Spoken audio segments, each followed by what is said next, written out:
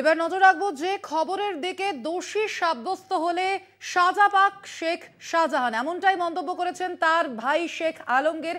আপনাদের জানিয়ে রাখি, গত শুক্রবারই 5ই জানুয়ারি সেদিন সন্দেশখালীতে অভিযানে গিয়ে আক্রান্ত হতে হয় ইডি আধিকারিকদের, এবং তারপর থেকেই তোলপাড়, সেই ঘটনায় তোলপাড় রাজ্য রাজনীতি। এবং সেই ঘটনাতে শেখ শাহজাহান যদি দোষী সাব্যস্ত হয়ে থাকেন তাহলে তার বিরুদ্ধে ব্যবস্থা গ্রহণ করা হোক, এমনটাই মন্তব্য করেছেন তার ভাই শেখ আলমগীর। তিনি ঠিক কি বলেছেন শোনাবো আপনাদের।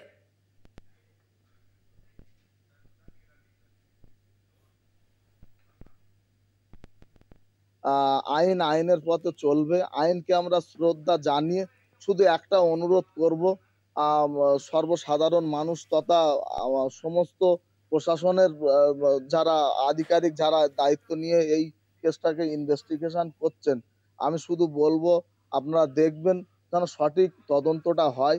নিশ্চয়ই যদি সে সাজা প্রাপ্তি হয় বা সে যদি দোষের দোষী হয়, অবশ্যই সে সাজা পাবে, এ নিয়ে কোনো সন্দেহ নেই। আমরা মাছের সঙ্গে জড়িত।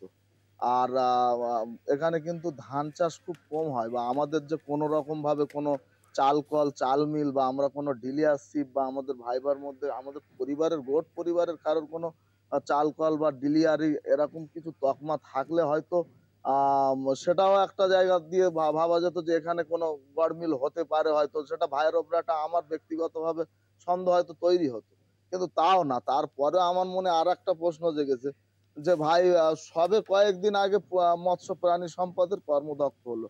যদি ওই পদটা অনেকদিন হোল্ড করতো, তাহলে ওখানে যদি কোনো গড়মিল বা কি অ্যাকচুয়ালি ইডি কি নিয়ে এসছিল, মানে তদন্তটা কিসের স্বার্থে, সেই জিনিসটা কিন্তু আমরা একেবারে কোনো রকম ভাবে এখনো পর্যন্ত বুঝতে পারছি।